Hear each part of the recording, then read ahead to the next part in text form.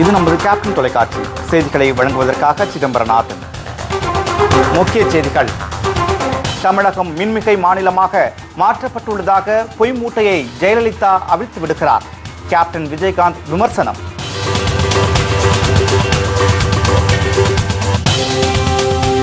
பேச்சில் அல்ல, செயலிலே இனி தமது நடவடிக்கைகள் இருக்கும். கேப்டன் விஜயகாந்த் பேச்சு.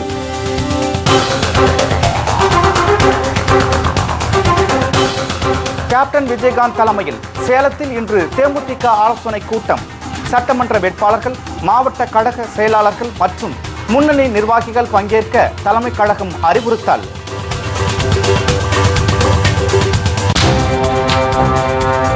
மக்கள் நலனில் அக்கறை இல்லாத ஜெயலலிதா, கருணாநிதிக்கு மக்கள் ஓய்வு கொடுக்க வேண்டும். திருமதி பிரேமலதா விஜயகாந்த் வேண்டுகோள்.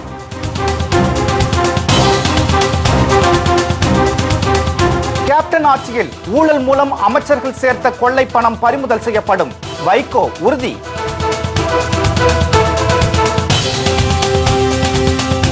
பிஎஃப் தொகைக்கான புதிய விதிமுறைகள் ரத்து. தொழிலாளர்கள் எதிர்ப்புக்கு பணிந்தது மத்திய அரசு.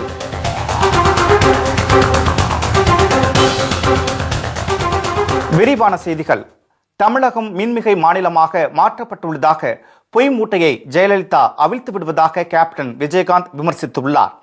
தேமுதிக மக்கள் நல கூட்டணி வேட்பாளர்களை ஆதரித்து சேலம் மாவட்டம் ஏற்காடு வாழப்பாடி பேருந்து நிலையம் அருகே நடைபெற்ற தேர்தல் பிரச்சார கூட்டத்தில் கலந்து கொண்டு அவர் வாக்கு சேகரித்தார்.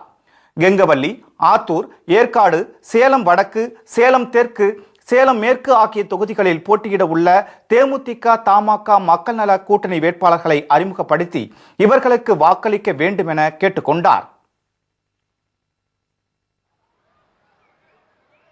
ஆர் மோகன்ராஜ் அவர்கள் சேலம் மேற்கு சட்டமன்ற தொகுதி வேட்பாளர், ஆர் அழகாபுரம் ஆர் மோகன்ராஜ் அவர்கள் கெங்கவல்லி சட்டமன்ற தொகுதி வேட்பாளர் ஆர் சுப்பாராவி அவர்கள், ஏற்காடு சட்டமன்ற தொகுதி வேட்பாளர் கே சி குமார் அவர்கள் ஆகியோர் முருகனுக்கு வாக்களிப்பீர். சேலம் தெற்கு சட்டமன்ற தொகுதி வேட்பாளர் ஜெயச்சந்திரன் அவர்களுக்கு மோதிர சின்னத்தில் வாக்களித்து வெற்றி பெற செய்ய வேண்டும். அதே போல சேலம் வடக்கு சட்டமன்ற தொகுதி வேட்பாளர் ஆர் தேவதாஸ் அவர்களுக்கு எங்கள் சின்னையா அவர்களின் தென்னந்தோப்பு சின்னத்தில் வாக்களித்து வெற்றி பெற செய்ய வேண்டும். இதைத் தொடர்ந்து பேசிய கேப்டன், எதிரிகளை கூட மன்னித்து விடலாம், துரோகிகளை மன்னிக்கவே கூடாது என்றார். தாம் முதலமைச்சர் ஆவதற்கு அனைத்து தகுதிகளும் இருப்பதாக கூறிய கேப்டன், திமுக, அதிமுக போல் கொள்ளையடிக்க தெரியாது என்று தெரிவித்தார். சாலைகள் மிக மோசமாக உள்ளதாக கேப்டன் விமர்சித்தார்.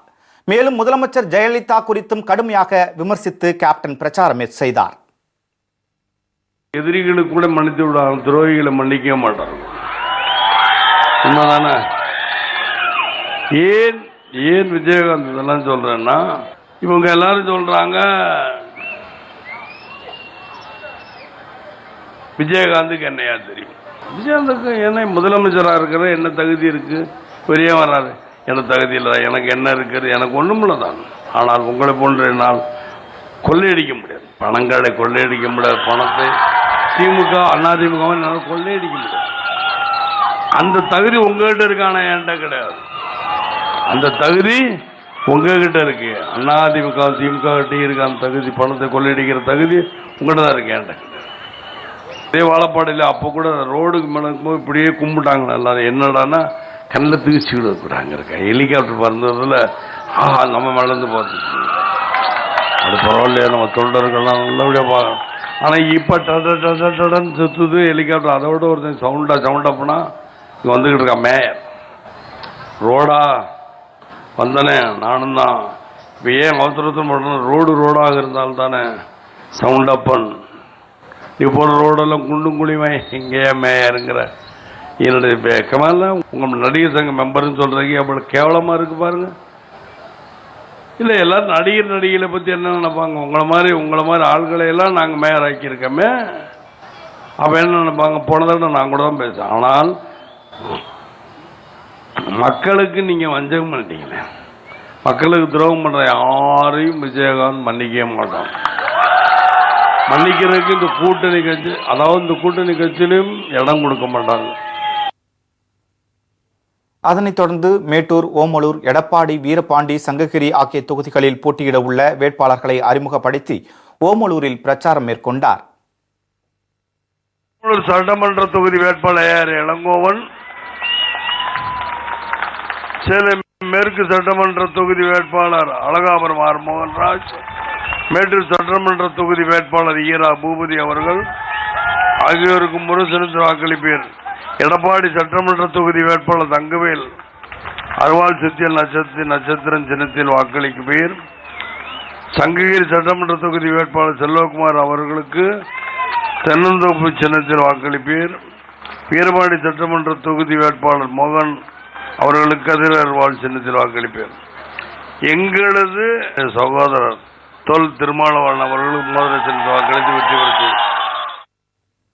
கடந்த தேர்தலின் போது தமிழகத்தை மின்மிகை மாநிலமாக மாற்றுவேன் என்று கூறி ஆட்சிக்கு வந்த ஜெயலலிதா தனது வாக்குறுதியை இதுவரை நிறைவேற்றவில்லை என்றார். திமுக, அதிமுக கட்சிகள் தமிழகத்தை கொள்ளை அடிப்பதில்தான் குறியாக இருப்பதாக அவர் குற்றம் சாட்டினார். விவசாயமும் நெசவும் எனது இரு கண்கள். எனக்கு மட்டுமல்ல, எனது கூட்டணி கட்சிகளுக்கும் அதேதான். அந்த தலைவர் பெருமக்களுக்கும் விவசாயமும் நெசவும் இரு கண்கள். சரி, இந்த பக்கத்தில் சேலத்துல இருந்து பார்த்தீங்கன்னா இந்த வெள்ளி கம்பி இருக்குல்ல, நெய்வாங்க. வெள்ளி கம்பி நல்லா அழகா, இந்த வெள்ளி கம்பியில் என்ன பொன்மோதிரம் பண்ணலாம், என்னென்னமோ பண்ணுவாங்க. அதே மாதிரி கயிறு திருத்தல் இந்த சேலத்தில் அதுவும் செய்வாங்க. பாய் பண்ணுதல் அதுவும் செய்வாங்க. ஆனால் எல்லாம் பண்ணுறதுக்கு என்ன வேணும்? எப்படி மனிதனுக்கு ரத்தம் வேணுமோ அது போல தான் கரண்ட் வேணும்.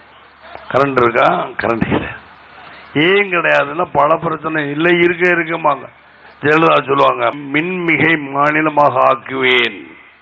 இங்கே நீ ஆக்குன நேற்று நான் இங்கே இந்த ஹோட்டலில் கூட இதுவரை கரண்ட் கட்டு தான், வீட்லேயும் கரண்ட் கட்டு தான், நீங்கள் பவர் கட்டு தான் ஆகிட்டு இருக்கு. ஆனால் மின்மிகை மாநிலம் ஆக்குவேன், ஆக்கிவிட்டேன். அப்படி எங்கே ஆக்கிட்டீங்க? அதே போல் பார்த்தீங்கன்னா இன்னைக்கு என்ன, விஜயகாந்துக்கு என்னது அரசியல் தெரியாது. விஜயகாந்துக்கு முதலமைச்சர் ஆகும் தகுதி இல்லை. என்ன தகுதி வேணும்? ஒத்துக்கிறேன். ஏன்னா உங்களை போல கொள்ளையடிக்கும் தகுதி எனக்கு இல்லையே. நீங்கள் தான் பணத்தை கொள்ளையடிக்கிறீங்க. ஆனால் ஏன்னா இந்த தகுதி எனக்கு ரெண்டு பேருக்கும், திமுக அதிமுக பணத்தை கொள்ளையடிக்கிற தகுதி உங்க ரெண்டு பேருக்கு தான் இருக்கு. ஆணவத்தின் மறு உருவமான ஜெயலலிதா முதலில் தனது கட்சிக்காரர்களை தலைநிமிரச் செய்யட்டும், பிறகு தமிழகத்தை தலைநிமிரச் செய்ய முன்வரட்டும் என்று கேப்டன் தெரிவித்தார். பத்திரிகை, ஊடகம் என அனைத்து துறைகளையும் முதலமைச்சர் ஜெயலலிதா பணம் கொடுத்து வாங்க முயற்சிப்பதாக அவர் புகார் தெரிவித்தார். ஜெயலலிதா உட்கார்ந்துக்கிறாங்க. இங்க கீழே இருக்க ஆம்பளை ஓட்டு படம், அது உங்களுக்காக நான், எங்களுக்காக நீனா என்ன நான் தெரியும். ஆம்பளை ஓட்டு படம் எத்தனை பேர் நீங்க மேலே இருந்து உட்காரு. இதெல்லாம் ஆணவம். இந்த ஆணவம் எங்க போகும்? ஆனால் இவர்களுடைய ஆணவம் அடியோடு அழிச்சிடும். ஆம்பளை ஓட்டு படம் நீங்க எப்படி வருவீங்க? ஆனா ஆம்பளைகள் எல்லாம் பூரா கீழே உட்கார வச்சிருக்கீங்க. உங்க ஆணவம் கூட கூட உங்களுடைய ஆட்சி குறைஞ்சிக்கிட்டே இருக்குங்கிறத நீங்க புரியாம இருக்கீங்க மக்கள். உங்க ஆணவம் கூட கூட உங்க ஆட்சி குறைஞ்சிக்கிட்டே இருக்கு, புரியாம இருக்கீங்க.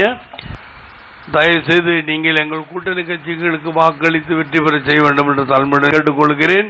இவங்க எல்லாம் சொல்றாங்க, ஜெயலலிதா சொல்றாங்க, எங்களுக்கு இனிமே ஏறு முகாம். யாருக்கு? ஜெயலலிதா. எங்களுக்கு இறங்குவோம். எனக்கு நான் தெரியாம யாருக்கு ஏறுமுகம் இறங்குவாங்கிறது மே 19 தெரியும்ல. யாருக்கு?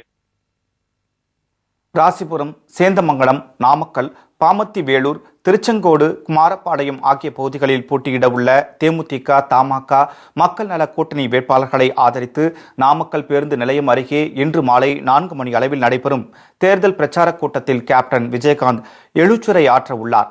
இதனையடுத்து குளித்தலை, சுங்ககேட் பகுதியில் மாலை 6 மணி அளவில் நடைபெறும் தேர்தல் பிரச்சார கூட்டத்தில் அரவக்குறிச்சி, கரூர், கிருஷ்ணராயபுரம், குளித்தலை ஆகிய தொகுதிகளில் போட்டியிடும் வேட்பாளர்களை ஆதரித்து கேப்டன் விஜயகாந்த் எழுச்சுரை ஆற்றுகிறார்.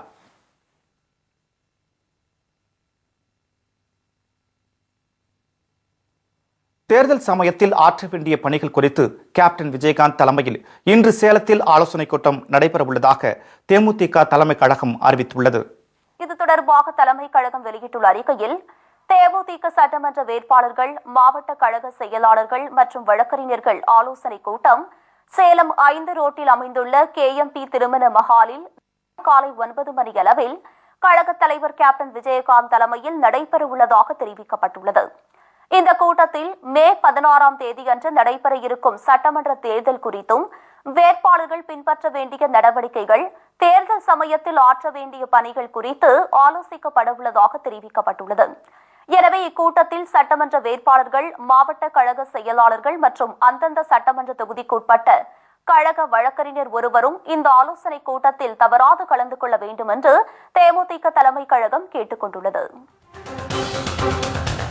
சிறிய இடைவெளிக்கு பிறகு மேலும் பல செய்திகளை காணலாம். தொடர்ந்து இணைந்திருங்கள். நமது கேப்டன் தொலைக்காட்சி. மக்கள் நல கூட்டணி ஆட்சிக்கு வந்தால் ஊழல் மூலம் அமைச்சர்கள் சேர்த்த கொள்ளை பணம் பறிமுதல் செய்யப்படும் என்று அந்த கூட்டணியின் ஒருங்கிணைப்பாளர் வைகோ தெரிவித்துள்ளார். நெல்லை மாவட்டம் சங்கரன் கோயில் தொகுதியில் மதிமுக வேட்பாளர் சதன் திருமலைக்குமாரை ஆதரித்து பிரச்சாரத்தில் ஈடுபட்ட அவர் தேமுதிக மக்கள் நல கூட்டணி தமிழகத்தில் மகத்தான வெற்றி பெறும் என நம்பிக்கை தெரிவித்தார். விவசாயிகளுக்கு துரோகம் இழைத்த 2 கட்சிகளும் நாட்டை விட்டு அப்புறப்படுத்த வேண்டும் என்றார்.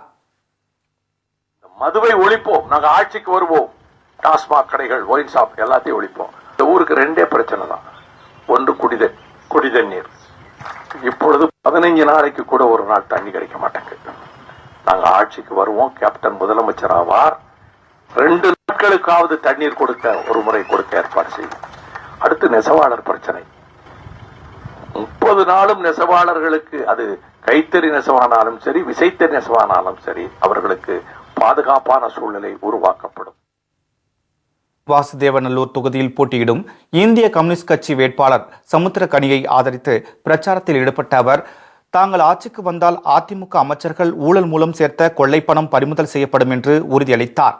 இதையடுத்து கடையநல்லூர் தொகுதி தேமுதிக வேட்பாளர் கோதை மாரியப்பனுக்கு முரசு சின்னத்தில் வாக்களித்து பொதுமக்கள் வெற்றி பெறச் செய்ய வேண்டும் என வைகோ கேட்டுக் கொண்டார். தமிழகத்தில் நடைபெற்று வரும் ஊழல் கட்சிகளான அதிமுக, திமுக கட்சிகளை தமிழகத்தை விட்டு விரட்ட மக்கள் அனைவரும் உறுதியேற்க வேண்டும் என அப்போது கேட்டுக்கொண்டார். தேமுதிக மக்கள் நல கூட்டணி ஆட்சிக்கு வந்தால் தமிழகத்தில் அனைத்து துறைகளிலும் தலைவிரித்தாடும் ஊழல் முற்றிலும் வேறறுக்கப்படும் என்று திருமதி பிரேமலதா விஜயகாந்த் உறுதியளித்துள்ளார். தமிழகம் முழுவதும் சூறாவளி பிரச்சாரம் மேற்கொண்டுள்ள திருமதி பிரேமலதா விஜயகாந்த் மதுரை வடக்கு தொகுதியில் போட்டியிடும் தேமுதிக வேட்பாளர் முஜிபுர் ரஹ்மானை ஆதரித்து புதூர் பேருந்து நிலையம் அருகே வாக்கு சேகரித்தார். அப்போது மதுரையின் பெருமைகளை குறிப்பிட்ட அவர் மாநகராட்சியில் நிலவும் நிர்வாக சீர்கேடுகளையும் பட்டியலிட்டார். மதுவிலக்கு விவகாரத்தில் மக்கள் மத்தியில் ஜெயலலிதா பொய் பிரச்சாரம் செய்து வருவதாக குற்றம் சாட்டிய திருமதி பிரேமலதா, தாங்கள் கூட்டணி ஆட்சிக்கு வந்தால் மக்களின் அனைத்து பிரச்சனைகளுக்கும் தீர்வு காண நடவடிக்கை எடுக்கப்படும் என்றார். புதூர் கொடுங்குளம் கால்வாயில் நீர் நிரப்பப்பட்டு நிலத்தடி நீர் உயர்த்தப்படும். தண்ணீர் தேவையை உடனடியாக தீர்க்கப்பட்டு தவிக்கிற வாய்க்கு தண்ணி கொடுத்த முதல் வேட்பாளர் என்ற பெயரை நிச்சயமாக முஜிபுர் ரஹ்மான் பெறுவார்.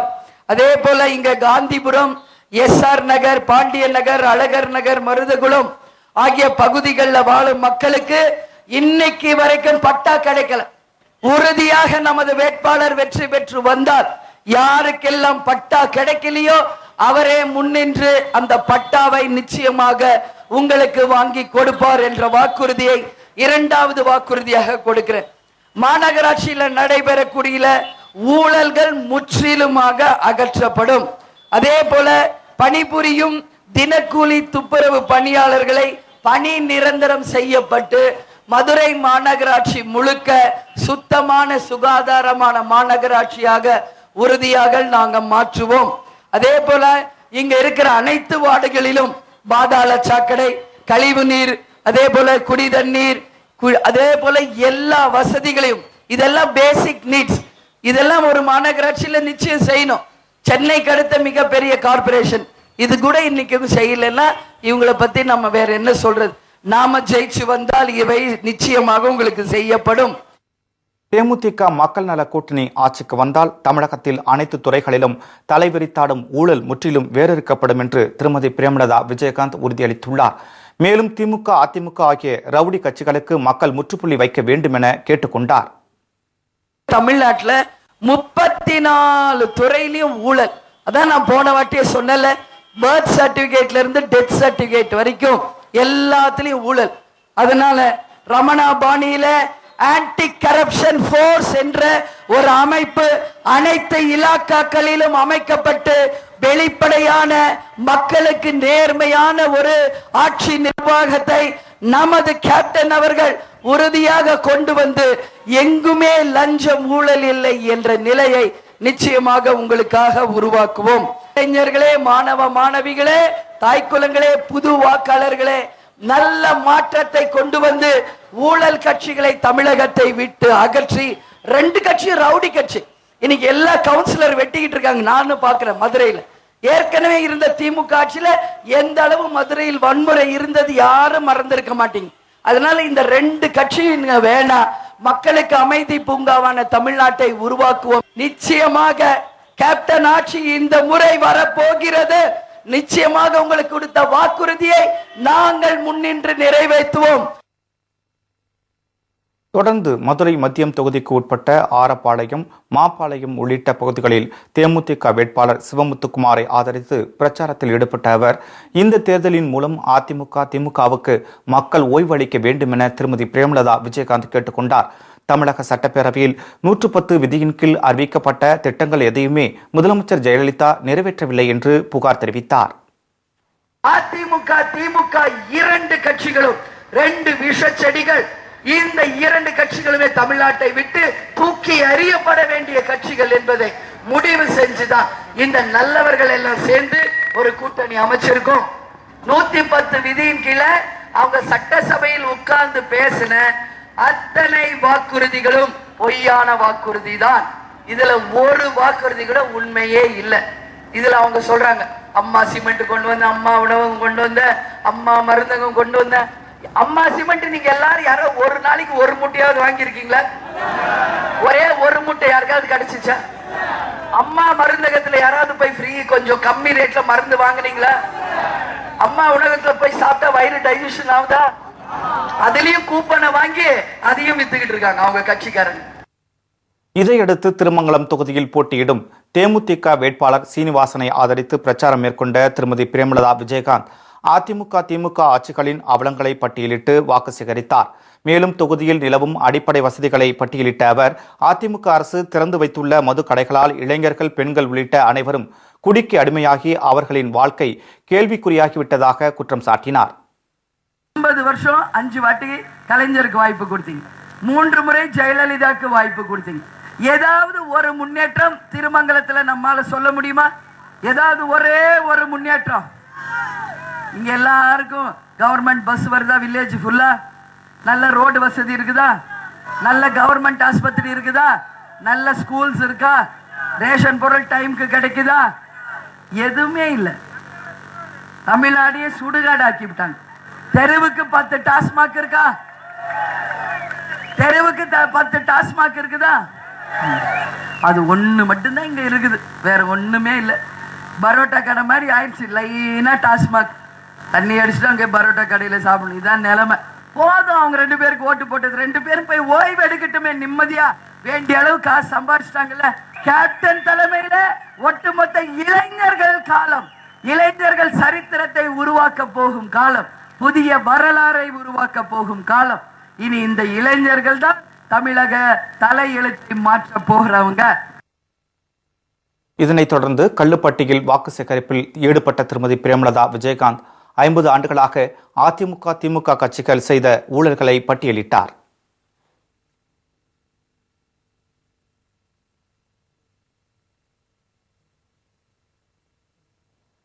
நடைபெறவுள்ள சட்டப்பேரவை தேர்தலை ஒட்டி திருமதி பிரேமலதா விஜயகாந்த் தனது 2ஆம் கட்ட தேர்தல் பிரச்சாரத்தை நாளை திருச்சி மாவட்டத்தில் தொடங்குகிறார்.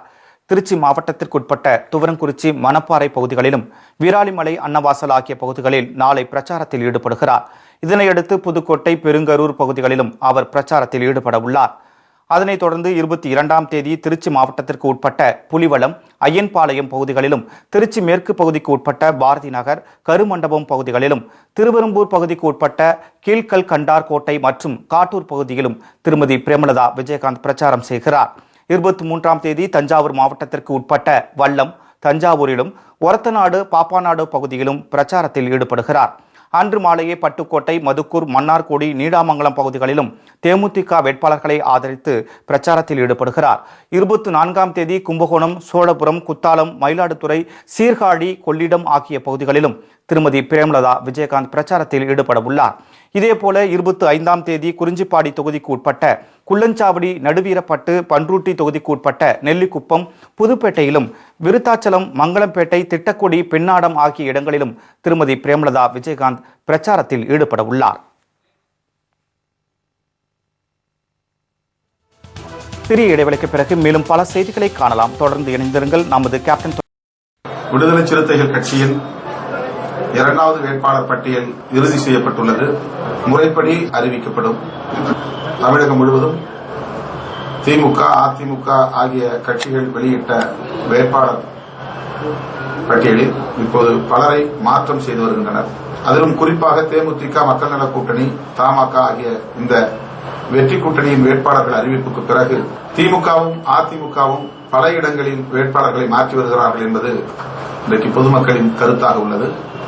குறிப்பாக உளுந்தூர்பேட்டையில் தேமுதிக தலைவர் திரு கேப்டன் விஜயகாந்த் அவர்கள் போட்டியிடப் போகிறார் என்பதை அறிந்தவுடனேயே திமுகவில் அங்க வகிக்கும் மனிதநேய மக்கள் கட்சியின் உளுந்தூர்பேட்டை தொகுதி திமுகவுக்கு திருப்பி ஒப்படைக்கப்பட்டது ஒரு பரபரப்பாக பேசப்படுகிற ஒன்றாக மாறியிருக்கிறது. விஜயகாந்த் அவர்கள் போட்டியிடப் போகிறார் என்பதாலேயே அந்த தொகுதியில் திமுக போட்டியிடுவதற்கு முன்வந்திருக்கிறது என்று கூறப்படுகிறது. அதேபோல பாட்டாளி மக்கள் கட்சி தான் அறிவித்த வேட்பாளரை திரும்ப பெற்றுக் கொண்டு இப்போது புதிய வேட்பாளரை உளுந்தூர்பேட்டையில் அறிவித்திருக்கிறது. இதன் மூலம் தேமுதிகவையும் தேமுதிக அங்க வகிக்கும் இந்த மெகா கூட்டணியையும் கண்டு பிற கட்சிகள் அச்சப்படுகிறார்கள் என்பதுதான் இன்றைக்கு பொதுமக்களின் பேச்சாக உள்ளது. மக்கள் நல கூட்டணி, தேமுதிக, தமாக மகத்தான வெற்றி பெறும். பொதுமக்களிடையே நாளுக்கு நாள் இந்த அணிக்கான ஆதரவு பெருகி வருகிறது என்பதை அறிந்து நான் பெருமைப்படுகிறேன், மகிழ்ச்சி அடைகிறேன். தமிழகத்தின் பல்வேறு இடங்களில் தேமுதிக, தமாக, மக்கள் நல கூட்டணி வேட்பாளர்கள் தீவிர வாக்கு சேகரிப்பில் ஈடுபட்டனர். மேலும் வேட்பாளர்கள் அறிமுக கூட்டமும் நடைபெற்றது. சென்னை அடுத்த பூவிருந்தவள்ளி தொகுதியில் போட்டியிடும் மதிமுக வேட்பாளர் பூ வைகந்தன் தேமுதிக, தமாக, மக்கள் நல கூட்டணி நிர்வாகிகளுடன் பொதுமக்களிடையே தீவிர வாக்கு சேகரிப்பில் ஈடுபட்டார். இதேபோன்று உத்தரமேரூர் தொகுதி தேமுதிக வேட்பாளர் ராஜேந்திரன் உத்தரமேரூர் பேரூராட்சிக்கு உட்பட்ட பருத்திக்கொள்ளை, நல்லூர், ஓங்கூர் ஆகிய பகுதிகளில் வீடு வீடாக சென்று வாக்கு சேகரிப்பில் ஈடுபட்டார். விழுப்புரம் சட்டமன்ற தொகுதி தேமுதிக வேட்பாளர் வெங்கடேசன் தலைவர்கள் சிலைக்கு மாலை அணிவித்து பின்னர் வளவனூர் கடைவீதியில் வணிகர்களிடம் தீவிர வாக்கு சேகரிப்பில் ஈடுபட்டார். இதில் தேமுதிக, தமாக, மக்கள் நல கூட்டணி நிர்வாகிகள் பலரும் கலந்து கொண்டனர். இதேபோன்று மேட்டுப்பாளையம் தொகுதி தமாக வேட்பாளர் சண்முக சுந்தரம் கூட்டணி கட்சி நிர்வாகிகளுடன் காரமடை, மருதூர், கணுவாய்ப்பாளையம் ஆகிய பகுதிகளில் வீடு வீடாக சென்று வாக்கு சேகரிப்பில் ஈடுபட்டார். இதனிடையே தேமுதிக மக்கள் நல கூட்டணி சார்பில் ஈரோடு மாவட்டத்தில் உள்ள 8 சட்டமன்ற தொகுதிகளில் போட்டியிடும் வேட்பாளர்கள் அறிமுக கூட்டமும் நடைபெற்றது. கூட்டத்தில் ஈரோடு கிழக்கு தொகுதி தேமுதிக வேட்பாளர் பொன் சேர்மன், ஈரோடு மேற்கு தொகுதி மதிமுக வேட்பாளர் முருகன், மொடக்குறிச்சி தொகுதி தேமுதிக வேட்பாளர் ரமேஷ், பவானி தொகுதி தேமுதிக வேட்பாளர் கோபால், அந்தியூர் தொகுதி தேமுதிக வேட்பாளர் ராஜ் சம்பத் ஆகியோரை மதிமுக மாவட்ட செயலாளரும் முன்னாள் நாடாளுமன்ற உறுப்பினருமான கணேசமூர்த்தி அறிமுகம் செய்து வைத்தார். இதேபோன்று விருதுநகர் மாவட்டத்தில் உள்ள 7 சட்டமன்ற தொகுதிகளில் போட்டியிடும் தேமுதிக, மக்கள் நல கூட்டணி, தமாக வேட்பாளர்கள் அறிமுக கூட்டம் நடைபெற்றது. கூட்டத்தில் கூட்டணி கட்சி நிர்வாகிகள் பலரும் கலந்து கொண்டனர். தேமுதிக, மக்கள் நல கூட்டணி, தமாக கட்சிகளின் தேர்தல் வியூகம் குறித்த ஆலோசனை கூட்டம் கோவை சித்தப்புதூரில் உள்ள மதிமுக அலுவலகத்தில் நடைபெற்றது. இதனிடையே சிவகங்கை சட்டமன்ற தொகுதி வேட்பாளராக அறிவிக்கப்பட்டுள்ள குணசேகரனுக்கு தேமுதிக, மக்கள் நல கூட்டணி, தமாக நிர்வாகிகள் சார்பில் உற்சாக வரவேற்பு அளிக்கப்பட்டது. இதனைத் தொடர்ந்து அவர் தீவிர வாக்கு சேகரிப்பில் ஈடுபட்டார். சீர்காழி சட்டமன்ற தொகுதி தேமுதிக வேட்பாளர் உமாநாத் கூட்டணி கட்சி நிர்வாகிகளை சந்தித்து ஆதரவு திரட்டினார். இதில் கட்சி நிர்வாகிகள் பலரும் கலந்து கொண்டனர். சட்டமன்ற தேர்தலை எதிர்கொள்வது குறித்த ஆலோசனை கூட்டம் செய்யாறு பகுதியில் நடைபெற்றது. இதனைத் தொடர்ந்து செய்யாறு தேமுதிக வேட்பாளர் சரவணன் குமரன் தெரு, சன்னதி தெரு உள்ளிட்ட பகுதிகளில் வாக்கு சேகரிப்பில் ஈடுபட்டார். பவானி தொகுதி தேமுதிக வேட்பாளர் உள்ளிட்ட 4 தொகுதிகளின் வேட்பாளர்கள் அறிமுக கூட்டம் நடைபெற்றது. கூட்டத்தில் கூட்டணி கட்சி நிர்வாகிகள் பலரும் கலந்து கொண்டனர்.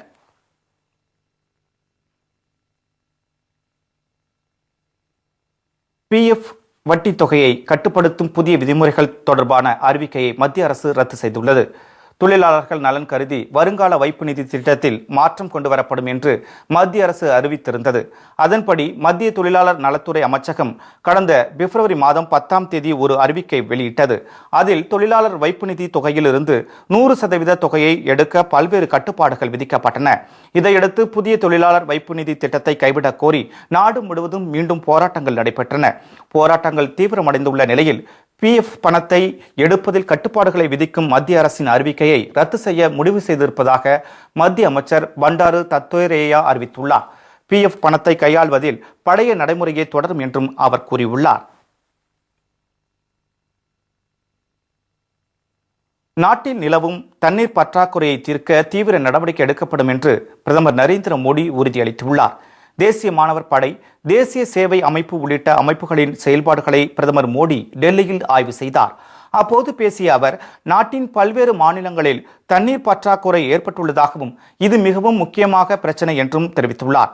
இதில் உடனடியாக கவனம் செலுத்தாவிட்டால் இன்னும் சில ஆண்டுகளில் அனைத்து மாநிலங்களும் கடும் வறட்சியால் பாதிக்கப்படும் என்றும் தெரிவித்தார். எனவே மக்கள் தண்ணீரை சிக்கனமாக செலவிட வேண்டும் என்று கேட்டுக்கொண்டுள்ள பிரதமர் மோடி தண்ணீர் பற்றாக்குறையை தீர்க்க தீவிர நடவடிக்கை எடுக்கப்படும் என்றும் தெரிவித்தார்.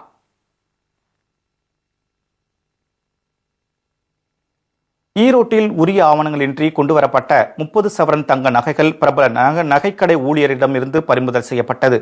தமிழகத்தில் தேர்தல் நடத்தை விதிமுறைகள் அமல்படுத்தப்பட்டதை தொடர்ந்து அனைத்து பகுதிகளிலும் முறைகேடுகளை தடுக்கும் விதமாக கண்காணிப்பு பணிகள் தீவிரப்படுத்தப்பட்டுள்ளன. இந்நிலையில் ஈரோடு பெரியார் நகர் பகுதியில் அதிகாரிகள் வாகன சோதனையில் ஈடுபட்டிருந்த போது அவ்வழியாக வந்த இருசக்கர வாகனத்தை மடக்கி சோதனையிட்டதில் உரிய ஆவணங்களின்றி 30 சவரன் தங்க நகைகள் கொண்டுவரப்பட்டது. இதனையடுத்து நகைகளை பறிமுதல் செய்த அதிகாரிகள் ஈரோட்டை சேர்ந்த பிரபல நகைக்கடை ஊழியர் ஜெயபிரகாஷ் என்பவரிடம் விசாரணை நடத்தி வருகின்றனர். இதேபோன்று அரியலூர் மாவட்டம் ஜெயங்கொண்டம் பகுதியில் நடத்தப்பட்ட வாகன சோதனையில் உரிய ஆவணங்கள் இன்றி எடுத்து செல்லப்பட்ட 4 லட்சம் ரூபாய் பறிமுதல் செய்யப்பட்டது. திருவண்ணாமலை மாவட்டம் செங்கம் அடுத்த மேல்செங்கம் பகுதியில் நடத்தப்பட்ட வாகன சோதனையில் ஊத்தங்கரையில் இருந்து திருவண்ணாமலைக்கு சென்ற லாரியில் இருந்து 2 லட்சம் ரூபாய் பறிமுதல் செய்யப்பட்டது.